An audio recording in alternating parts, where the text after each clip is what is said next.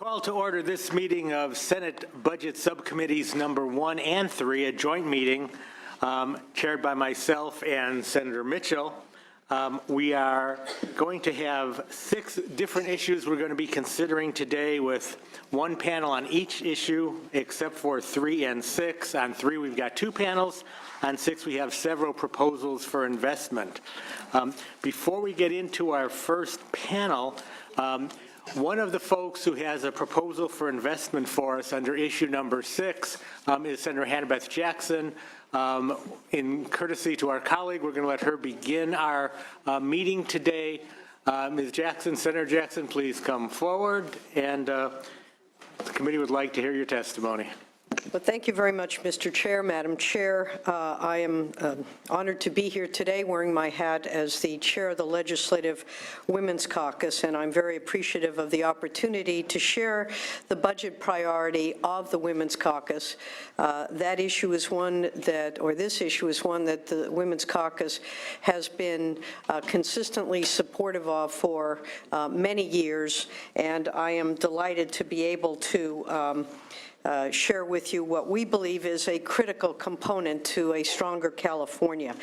I know the budget process is all about trying to balance priorities, so I will look forward to presenting this to you in the context of what is symbolic for most Californians today, balancing the need of California's families to work and the need to have quality, affordable, and accessible child care for their children.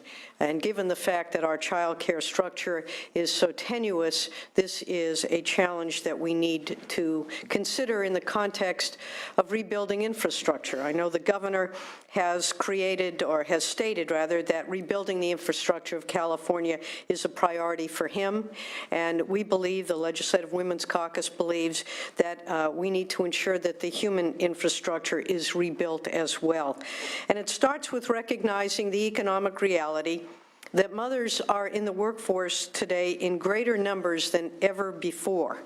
In fact, in the United States, 70% of mothers work, and more than 40% of mothers are the sole or primary breadwinners of their families, earning at least half of their family's income. So to kick off the Women's History Month, we invited several of California's original Rosie the Riveters to Sacramento. These are the women who answered the call to go into the workforce during World War II, and were supported by government programs which ensured they had quality child care while they were out helping assist this country's economy and defending our nation at that time. Today, I believe we still have a duty to provide support to ensure that these hardworking mothers have a place for their children while they work, and that those children are in a quality environment so that when they start preschool and kindergarten, they are ready to learn. We want our children all to be at the same starting line when they start their educational experience.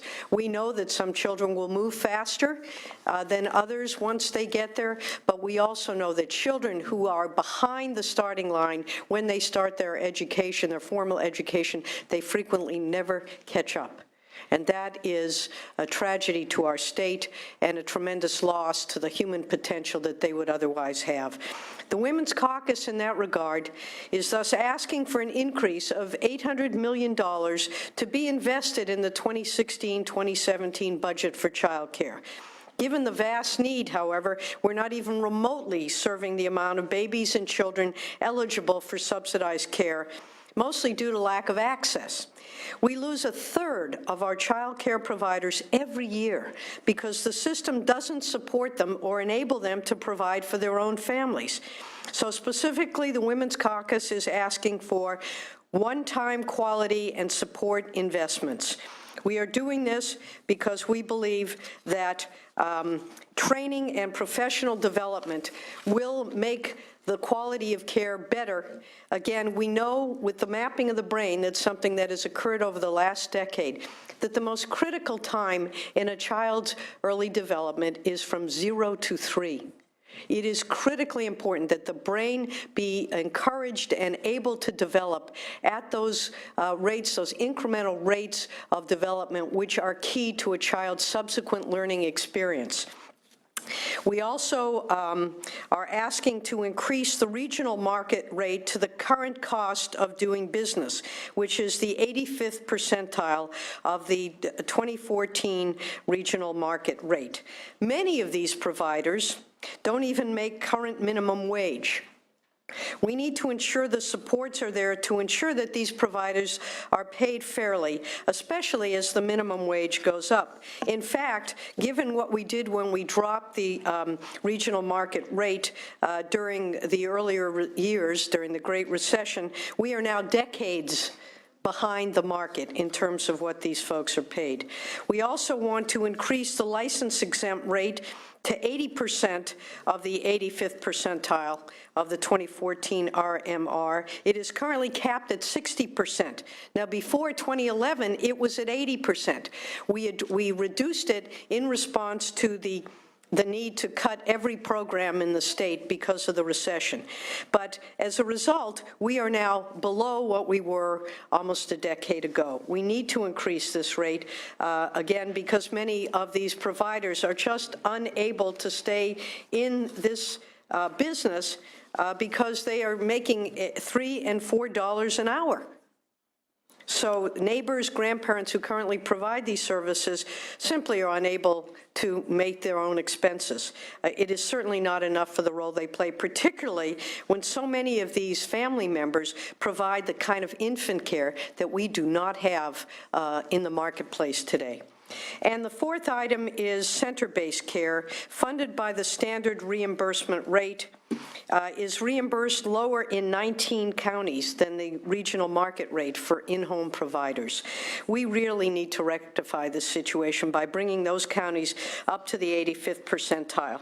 These centers provide quality care to children ages 0 to 5, and they will need to comply with the minimum wage laws as well. So while we're all excited about increasing that minimum wage, we have to recognize that in doing so, in providing this, we need to provide these critically important workers who provide this critically important care to California's youngest people, make sure that they are paid, able to make this payment. We want to ensure that parents have 12 months of eligibility and updated income guidelines for care that are based upon the most current data available, and raise the exit ceiling to continue the quality of care to, again, this 85th percentile level.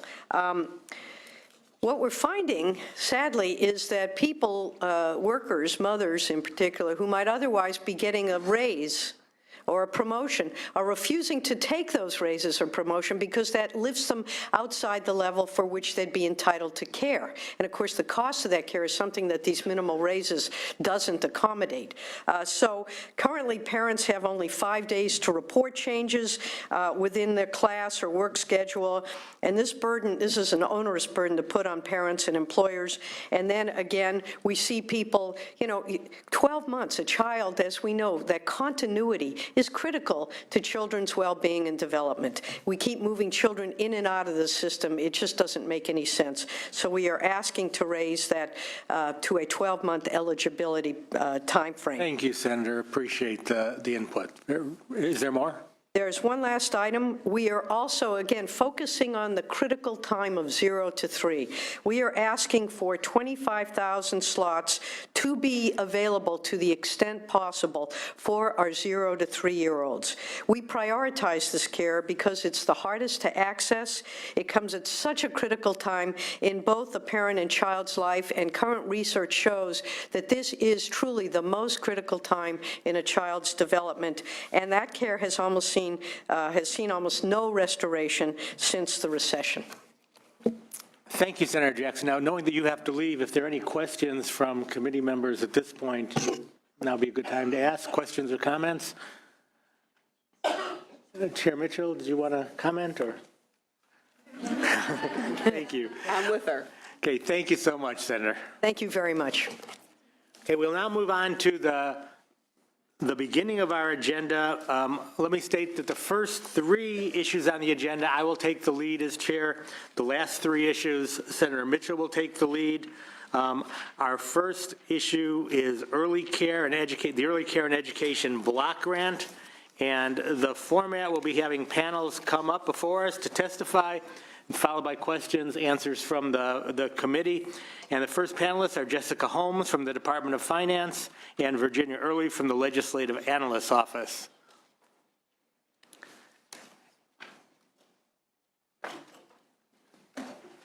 And we'll begin with Jessica Holmes from Department of Finance.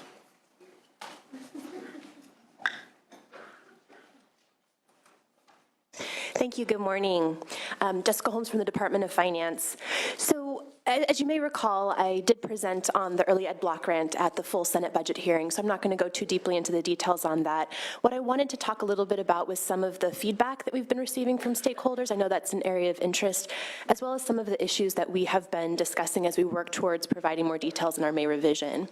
So the first issue I want to address is we've been hearing a lot about equity and access, and we see this in a couple of different lights. One being that we are aware that our state preschool funding is not provided throughout the state in an equal way that takes into account the need in different areas. It's somewhat uneven. So that's something that we're thinking about as we move forward. In addition, we recognize that our multiple programs, our transitional kindergarten and state preschool programs, offer different minimum quality requirements, and looking at creating a single quality structure is something that's important to us as well. We're also have been talking with folks a lot about the language that was included in the 2014 Budget Act that talks about the state's intent to provide a state preschool slot to every low-income 4-year-old. And we've been thinking about this in terms of how we build the base of a program, looking at what we can start from for future growth. We're looking at a program that can be responsive and flexible to the needs of local LEAs and private providers so that they can serve the children in the way that is most beneficial for the local demographics. We're also really aware of the fact that in some cases, especially in state preschool, a lot of providers have talked about the administration of the program getting in the way of the provision of services directly to children. And that's something that we definitely wish to address. We've also been talking a lot about outcomes and accountability, and really trying to create a single statewide sense of what's important to us and what do we hope to get out of these programs. Finally, it's been made very clear to us, and we believe it's important to maintain our mixed delivery system, and we're looking at ways to ensure that private providers continue to play an important role in pre-kindergarten education. Finally, it's been made very clear as well that any transition to a new program is going to be very important. And as we look at creating language and details for the new program in the May revision, we will be keeping this in mind to ensure that folks know exactly what's coming, when it's coming, and how they can prepare for it. I'm happy to answer any questions you might have. Thank you. Thank you, Ms. Holmes. Now Virginia Early from the Legislative Analyst's Office. Thank you, Mr. Chair, Madam Chair. Virginia Early, Legislative Analyst's Office. As we said in February, we think that consolidating preschool funding into one program that's prioritized for low-income and at-risk children is an improvement over the current system. However, as we mentioned there, we do continue to have concerns that the proposal does not provide a per-child funding rate, and it allows eligibility to be determined locally. We are concerned that this could result in inequities across the state in terms of per-child funding levels and the number of children served. We've recommended that the state pursue creating a single coherent program that will serve all eligible 4-year-olds, low-income and at-risk 4-year-olds as defined by the legislature, and make it easy for those families to participate in the program by providing a full-day option to all working families who are eligible and determining eligibility once at the beginning of every school year. We'd recommend that this program have a per-child funding rate, and we'd recommend that the state provide local flexibility, but require certain information from the programs them to report key demographic information, include certain developmental activities, and meet minimum staffing standards. We'll be reviewing the administration's May revision update proposal, and we'll continue to provide our analysis, feedback, and recommendations as this process moves forward. Thank you. Thank you, Ms. Early. At this point, I'll ask members of the committees if there are any questions or comments. Chair Mitchell. Thank you very much. Ms. Holmes, in your kind of accounting of what you learned at the stakeholders meeting, you made a statement, and I'm not sure what it means. I hope you can provide some clarity for me. And the statement was, quote, that members stated that the administration of the program gets in the way of running the program. Tell me what that means.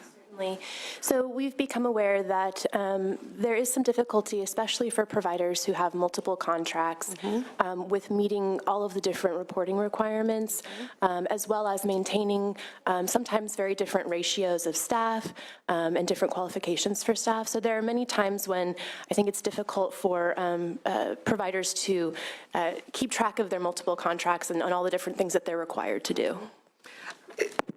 I appreciate that, but I think the challenge is recognizing that some of those contracts are federally mandated, and so if we consolidate at the state level, that wouldn't have anything to do with your reporting and auditing requirements if you have federal dollars, if you're a Title V center, that kind of thing. So that strikes me. And I may have to just follow with some folks in the field to get further clarification. Could you also respond on page 6 and 7 of the agenda, under the staff comments? I agree. I think that this is such a major programmatic change.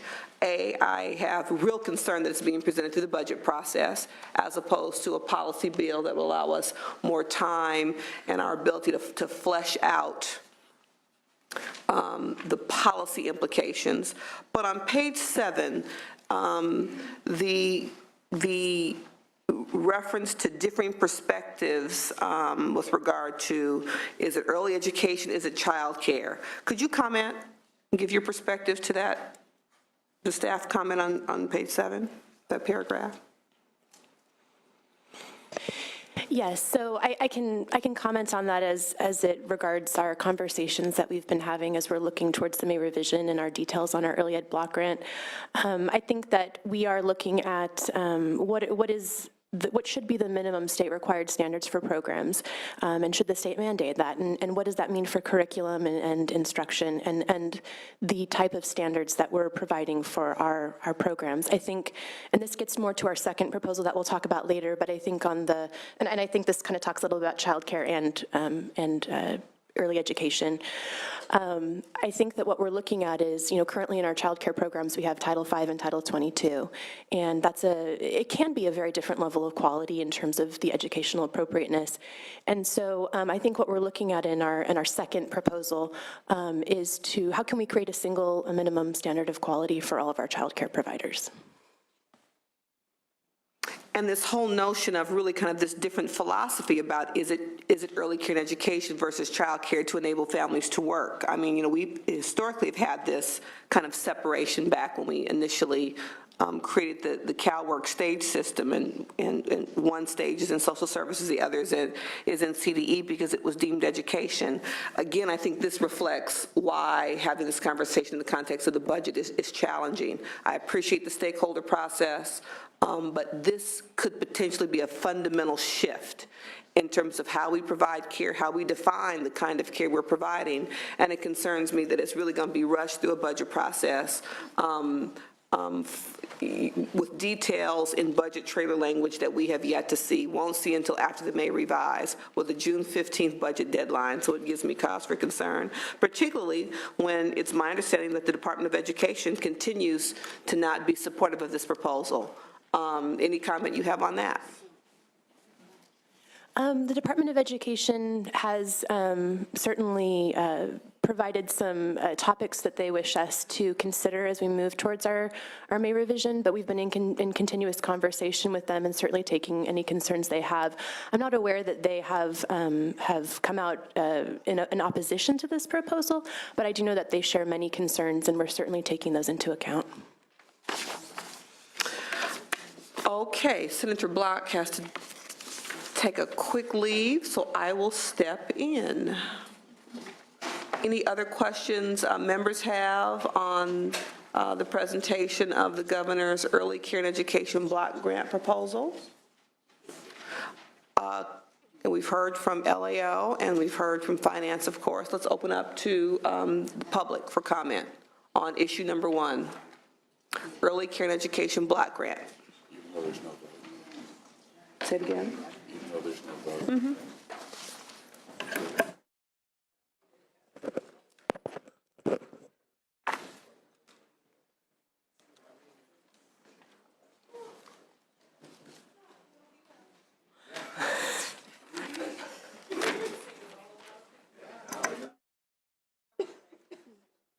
I'm not complaining, I'm just. Asking for process, yes.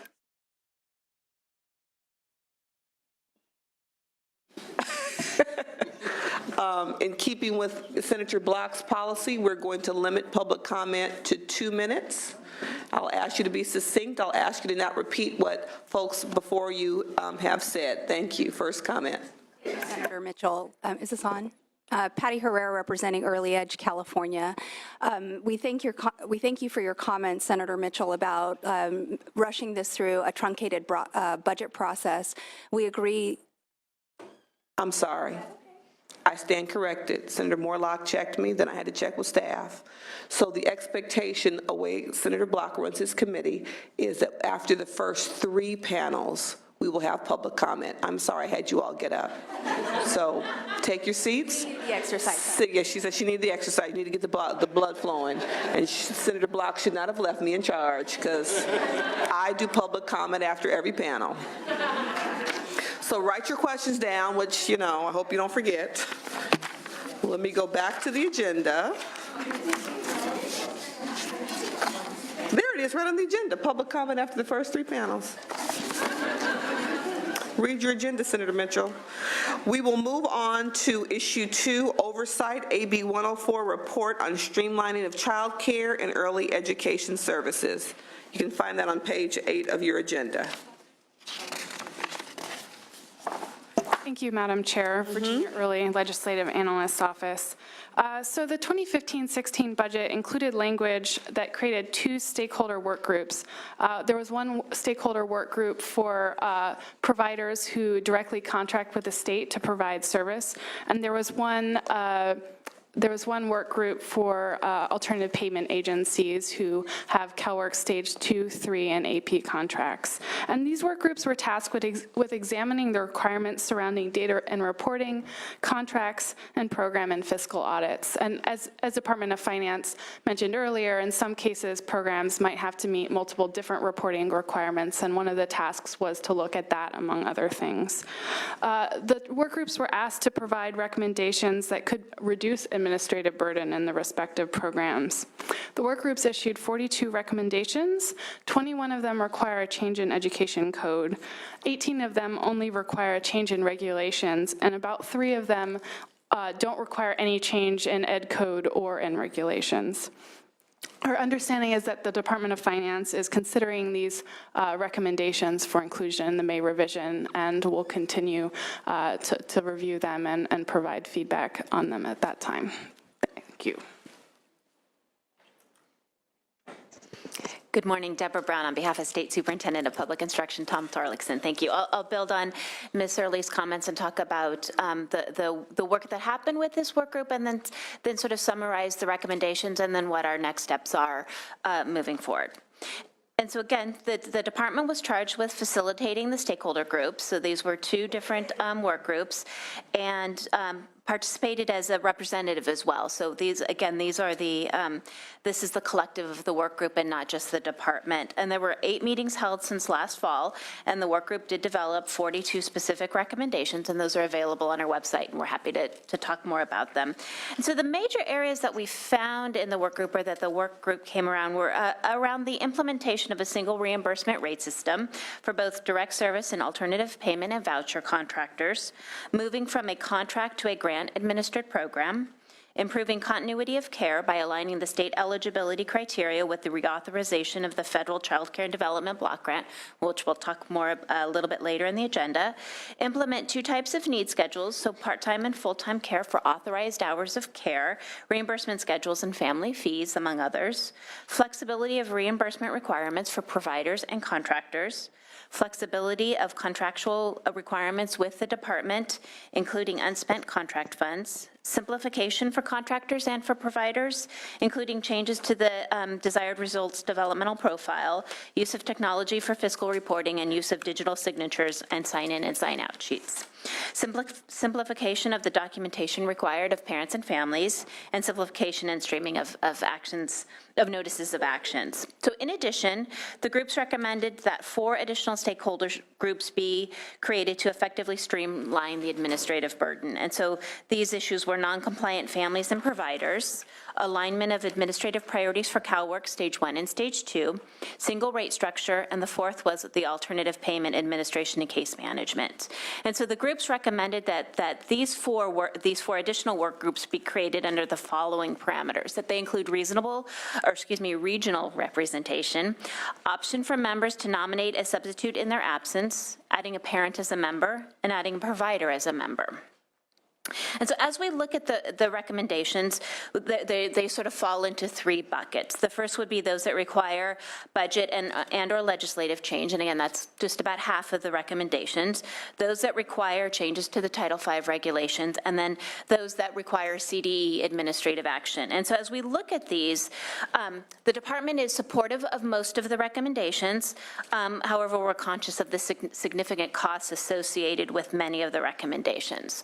For those that require department action only, we have pulled together a work group and are looking at ways that we can make those changes. For those that we're, and then we're also prioritizing next steps and working with how we communicate those changes to the field. Those that require changes to Title V, we do intend to promulgate regulations in the fall after the state budget and then after the federal Child Development Block Grant regulations have also been released. And then those, as been noted, we have obviously shared those with folks and are hopeful that others are included as part of the budget and legislative packages this summer. We would be remiss if we didn't identify the staffing challenges with implementing many of these changes. They can likely be done with existing resources, but may take more time than advocates would hope for us to complete them. And also to note that we didn't receive any support or positions to facilitate these work groups nor carry out the recommendations. Thank you. Say that last line again. You didn't receive any? Any additional support. So to convene the work groups to work through the Was within budget. It was within our existing resources. And so the work bucket that includes potential legislative proposals, can you give copies of those suggestions to the committee? Absolutely. Because even though the department may not prioritize them or have the resources or the wherewithal to implement it, may be something that a legislator might like to know and take action on. Absolutely. We're happy to share those with you. Excellent. Appreciate that. Senator Stone, Senator Morlock, any questions or comments? Senator Morlock. Madam Chair, just, Ms. Brown, could you just kind of explain to me contract system to grant system? Could you explain contract and then grant and what the shift is, please? Yes, I'm pulling up the recommendations to look at that. And so I think the way that would be is that would help simplify the administrative process on it, but we can get you some more information on what those specific recommendations are. You understand, I want the answer right now. I'm here. Yes. But, so what is a contract system? What is that? What is it? I'm calling up the experts. I don't want to give you misinformation. So you mean structurally, you want to know what's current versus what it would look like, the system would look like in terms of what you're proposing that we transition to? Well, Debbie. I read the words and I'm going, okay. That's a fair question. So Debbie McManus is our Director of Early Education and Support Division, and she can provide you the right information. Good morning, Debbie McManus, Department of Education. That's a great question. So currently, they receive a contract where they need to serve earn X number of dollars by serving so many children. And the contractor is reimbursed based on the number of children in care and the number of days and hours that they're in care. But when a child is absent or gone for an extended period of time, that creates a hardship for earning their contract. So shifting it to more of a grant would be, here's X number of dollars to serve X number of children, and if you serve those children within that time frame, then that's the dollars that you get. So it's a simplified funding mechanism. So it seems like there's less accountability. So at the end of the day, are we even? And we're just changing the administration approach, but we're not spending more money? Yes, I believe it could be done that way. It's similar to a Head Start model, where the organization knows how much money they're going to receive, and they need to serve X number of children, and they're held accountable to having that many children enrolled every month, and they receive that dollar. Whereas the way the state system is, it's very, I like to say nickel and dime. So if a kid misses a day or is gone for a certain time, you can't fill the slot behind that child because they're still enrolled, but you're not receiving your reimbursement for that child. So as those little tiny things add up by the end of the year, you might not quite earn your contract, even though you've paid the teacher, you've kept the lights on, all those expenses are still there. But because some children were gone for some days, it makes it difficult to receive the full amount. If they were short on sick children, does that mean the whole contract is in jeopardy? Yes, it affects the whole contract when there are. They don't get paid till the end? They get paid in the beginning, but then they have to earn it. So they have So if to. they don't earn it, they give all the money back as opposed to the delta? Yes, at the end, any unearned funds are So returned. now I see why you've got a recommendation for a change. Okay, thanks for all nodding heads. Okay, thank you, Madam Chair. You're welcome. Senator Stone. Thank you, Madam Chairwoman. Do we know how the new minimum wage that we have, how that's going to affect the alternative payment program?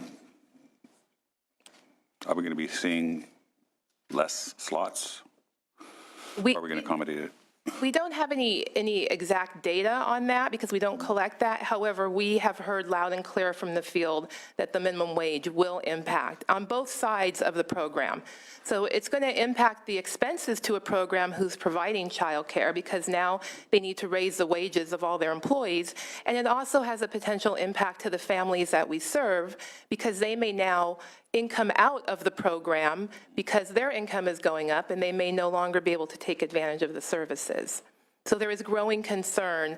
The hard and fast data, I think, is difficult to put a finger on, but I'm sure there's many folks out there who could share anecdotal information with you. Is there any sophisticated projections that you can make that you can report back to the committee to let us know what you think those potential impacts could be on, lack of eligibility of people being able to put their kids in these programs? And certainly, if you're talking about giving grants now, right? So these grants are being used to pay their employees.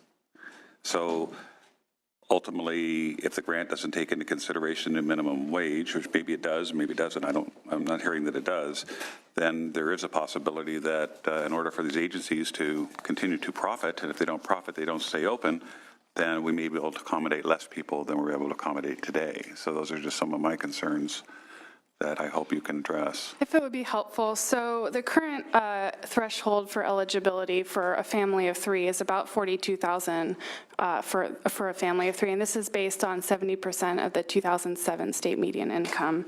So based on the current eligibility thresholds. You say 2007 income? Yes, that's correct. If you don't mind me interrupting you. Yeah, no, not at all. Learning experience for me, Yeah. and I think for my good friend, Mr. Morlock. Why do we use 2007 data? Why aren't we using more up-to-date data? The state has not chosen to update the state median income that we use. I mean, 2007 was a great year for a lot of people. 2008 was an absolute disaster. So why aren't we using more contemporary data to reflect what our providers need to be able to provide these services? the decision the state has made in the budget process. Who's the every year. state? Is the state us? Legislature, Or is the yeah. state, is the legislature? So do we actually need a bill to compel you to use more contemporary data in order to get accurate information? Yeah, all right. So, Senator Mitchell, do you want to comment on I Bill? was just going to direct your attention, Senator Stone, to the Women's Caucus Child Care Ask. Yes. The request that we raise the exit ceiling to continue to qualify for child care up to 85% of the SMI Hooray. is our effort to try to address just the issue you raised. Thank you very much. but if I may continue, even if we kept the current eligibility ceilings, we estimate that a single parent working full-time for an entire year, a single parent with 2 children would still continue to be eligible, and with a $15 minimum wage. And for a 2-parent household, they're currently eligible at the $10 an hour threshold, but to be eligible at the new, at the $15 minimum wage, they would have to have, a 2-parent household would have to have 5 children. Okay. Thank you for those clarifications. I would like to share that we are following up and have asked agencies to send us some of their data and information around how the minimum wage will impact their programs, and we will be happy to share that with you when we receive it.